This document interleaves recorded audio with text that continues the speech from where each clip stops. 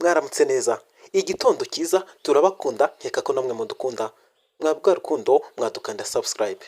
Nibyo twisubiriye ku kibuga cy'imirwano hagati hakurya muri Congo. Izi ni tariki 5 z'ukwa kane 2024. Twongeye kubasuhuza, turabakunda, twababwiye mu rukundo muduha, mudukande subscribe. Ku kibuga cy'imirwano bihagaze bite, bimeze bite? Sahiyi M23 twavugaga gato ko bari bayikoze mu mutwe, niko FARDC mu gitondo yabyutse igwanya cyangwa irwana na M23 yanayinesha. Sahiyi M23 abarwanyi bose bikoranyije bongeye bihuje, ubu bafashe imihanda yose bagose ihuza Ubujumbura na Goma, cyangwa imihanda myinshi itandukanye ihuza Uburundi n'ibindi bihugu bitandukanye. Ndagira ngo nkubwire, Sahiyi M23 ikoze ibara ritigeze ribaho. Yafashe imihanda irafunga inzira basigaranye n'iy'u Rwanda, ubwo ndavuga imihanda ihuza Uburundi n'igihugu cya Congo. Ubu imihanda bafunze inzira gato basigaranye n'iy'u Rwanda. Bimeze bite, byagenze bite, byifashe bite? Tega amatwi, turaje tukuramburira amakuru ingingo ku yindi. Ariko ku bw'ibyo abantu bakomeretse, abaturage bavuye mu byabo, ndagira ngo nkubwire muri Congo ibintu ntabwo byifashe neza. Mwarwa rukundo udukunda, dukandire subscribe. Ndagira ngo nkubwire intambara kuntu ihagaze aka kanya muri Congo ku kibuga cy'imirwano. Ubu dufite umunyamakuru uriyo, niwe uri kugenda duha amakuru kuntu byifashe ingingo ku yindi, niwe urimo yinyohereza nanjye mbabwira kuntu bihagaze. Abantu bapfuye batandukanye bishwe n'ibibombe byatezwe cyangwa byari byitezwe ko bihitana abarwanyi ba M23. Abantu babarirwa mu magana muri Kivu y'Amajyaruguru no mu duce dutandukanye nka za Masisi bapfuye ku bisasu byari byatezwe M23, ariko birangira biguyemo abantu bandi, ubwo n'abaturage.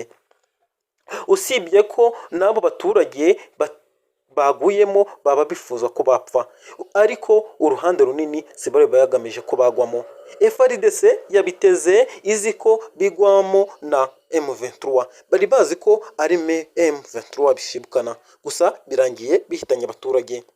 Niko bw'ibyo M23 yagose cyangwa yafunze imihanda yose ihuza Uburundi n'u Rwanda.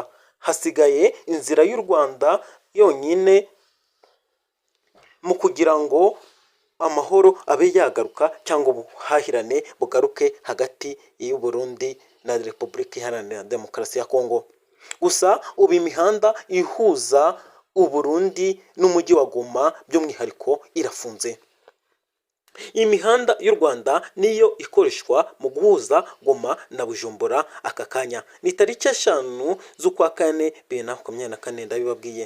Iyi mihanda y'u Rwanda niyo irimo gukoreshwa mu guhuza urujya n'uruza hagati y'imijyi ya Goma, Bukavu na Bujumbura, nyuma y'uko Uburundi bufunze imipaka iruhuza n'u Rwanda, ndetse abarwanyi ba M23 bagafunga umuhanda uhuza umujyi wa Goma na Bukavu. Ibigo bitwara abagenzi birimo Mapasa Car Transit nibyo birimo gutwara abashaka kuva mu mujyi wa Goma ugarijwe n'ibibazo by'umutekano kubera imirwano ibera mu nkengero zawo. Benshi mu bava mu mujyi wa Goma berekeza mu mujyi wa Bukavu uri mu ntara ya Kivu y'Amajyepfo, abandi bakajya mu mujyi wa Bujumbura mu gihugu cy'u Burundi. Cyakora kugira ngo bashobore kuhagera birasaba ko bitabaza umuhanda wa Kivu Belt wo mu Rwanda uhuza uturere twa Musanze na Rubavu, Rutsiro, Karongi, Rusizi na Nyamasheke, kuko ariyo nzira yonyine ishobora kubafasha cyangwa gukoreshwa. Niyo nzira yonyine ishobora yo ku butaka kandi ishoboka bakoresha kugira ngo bahure cyangwa bahahirane, kandi ihendutse nyuma y'inzira yo kunyura ku kiyaga cya Kivu.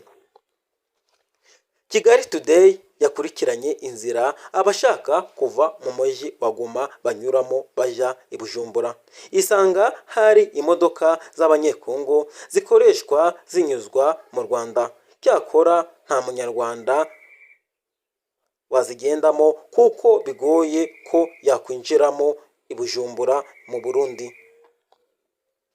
Bamwe mu batwara izi modoka bahaye amakuru Kigali Today batifuje ko amazina yabo atangazwa kubera umutekano wabo. Bagize bati ni urugendo rurerure kandi ruhenze. Kugira ngo umugenzi uvuye mu mujyi wa Goma agera mu mujyi wa Bujumbura asabwa gutanga amadolari y'Amerika 30 ndetse akongeraho ibihumbi 4 by'amafaranga y'amanyekongo. Hejuru yo kwishyura, umugenzi asabwa kuba adafite urupapuro rw'inzira rw'u Rwanda kuko rutamuha umutekano mu nzira anyura agana i Bujumbura. Uwatanze amakuru agira ati dushobora kugutwara ariko ntituba twizeye urugendo kuko rw'umupaka w'u Burundi bashobora kugusigarana ugasanga ukoresheje urugendo rwacu rubaye imfabusa. Abava mu mujyi wa Goma bajya mu mujyi wa Bujumbura binjira mu Rwanda mu masaha ya mu gitondo umupaka ugifungurwa.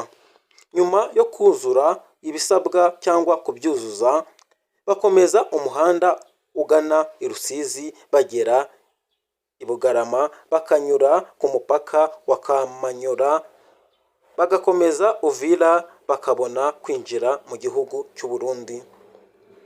Abarundi n'abanyekongo bari basanzwe bagenderana banyuraga mu muhanda w'Akanyero, Runwa, Ruhwa n'umuhanda wa Bugesera.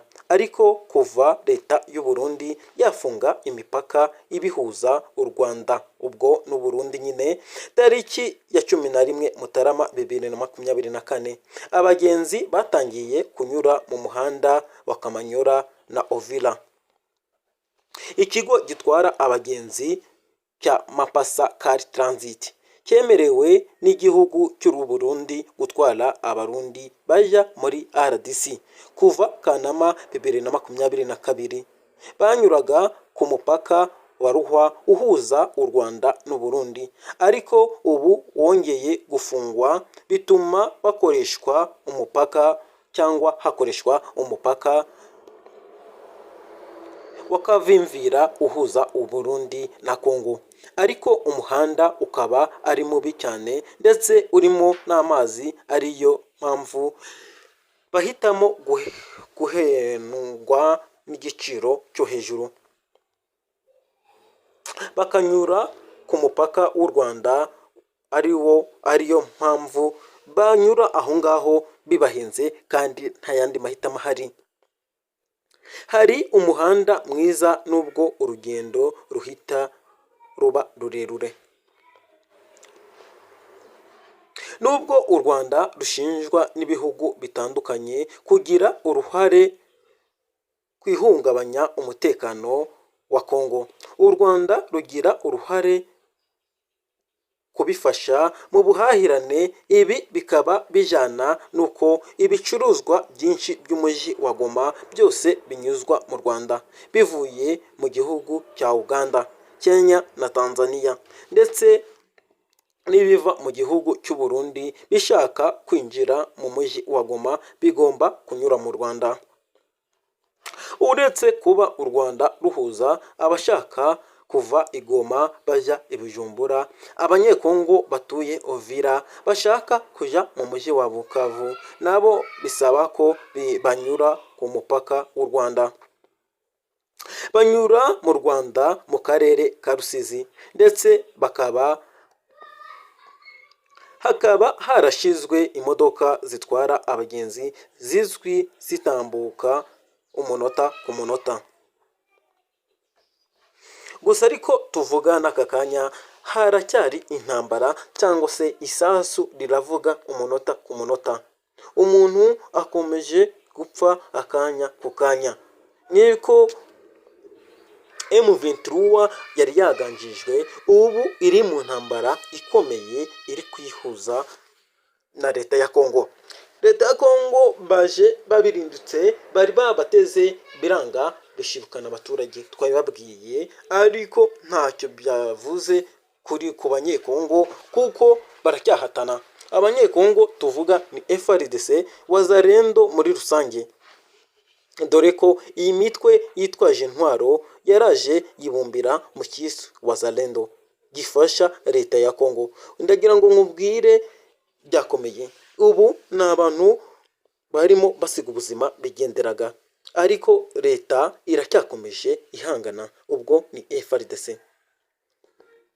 Tshisekedi yari yishimiye uko kugwanzwa kwa M23, ariko nyuma M23 yaje kongera kugaba ibitero hirya no hino, yongera gukubita aharenze inzega FARDC ku bw'ibyo barahumeka insigane kubera intare za Sarambwe zarakaye. Turizera ko mumeze neza, natwe tumeze neza, twabibabwiye turacyakomeza tubahereza n'andi makuru. Murabizi turacyari mu makuru atandukanye yo hirya no hino. Ubu reka tugaruke no mu Rwanda. Nibyo murabizi dukomeje kwagura ubutwererane hirya no hino. U Rwanda niko rukomeje kugira ubutwererane n'ibihugu by'isi bitandukanye, yaba ibya Afurika, yaba iby'isi muri rusange, Europe, Amerika, Asia n'ahandi. Ni ku bw'ibyo Perezida Kagame yakiriye Perezida wa Leta Renani Paritina mu Budage. Perezidanse yatangaje ko Perezida Kagame yakiriye Malu Dreya kuri uyu wa kane, bakaganira ku ngingo zirimo ibijyanye na gahunda nshya yo guha urubyiruko rw'u Rwanda ubumenyi mu bya siyansi yiga ku bumenyamuntu. Malu Dreya yaherukaga mu Rwanda mu mwaka w'ibihumbi 2022, aho yaganiriye na Perezida Kagame ku ngingo zo kunoza umubano uhuriweho n'impande zombi. Muri ibyo biganiro hanyuriwemo cyangwa haganiweho ko imikoranire igendwa mu rwego rw'imiyoborere, iterambere n'ishoramari no kuzamura ubukungu binyuze mu guhererekanya inararibonye. Intara ya Renani Paritina yo mu Budage kuva mu mwaka w'1982 yafashije u Rwanda kuzamura urwego rw'uburezi binyuze mu gutanga ibikoresho bitandukanye no gushyigikira ubuzima cyane bihabwa abantu cyangwa hafashwa abantu, kandi cyane hibandwa mu kongera ubumenyi mu ikorwa ry'imiti nk'uko tubikesha RBA. Intara ya Renani Paritina ikorana n'ibigo by'amashuri bitandukanye, ndetse mu mwaka w'ibihumbi 2022 yari ifatanyije imikoranire n'ibisaga 180 mu gihugu hose n'imiryango irenga 50 itandukanye, irimo n'ifasha gukumira ihohoterwa ryo mu ngo rishingiye ku gitsina. Ubwo hizihizwaga imyaka 35 y'ubufatanye mu Rwanda na Renani Paritina, mu mwaka w'ibihumbi 2017 byavugwaga ko kuva iyi ntara itangiye ubufatanye jumelage n'u Rwanda yari imaze gutanga miliyoni zisaga 100 z'amayero zanyujijwe mu mishinga y'iterambere itandukanye. U Rwanda na Renani Paritina bimaze imyaka isaga 40 bifitanye umubano wihariye, binyuze mu gusangira ubunararibonye mu nzego zitandukanye zirimo uburezi n'ubuzima no guharanira iterambere ry'umuturage umunsi ku munsi. Murakoze kuba mwaduteze amatwi, turabakunda, nkeka ko namwe mudukunda. Nimba mwabikunze mwadukandira subscribe. Igitekerezo cyawe kirakeneye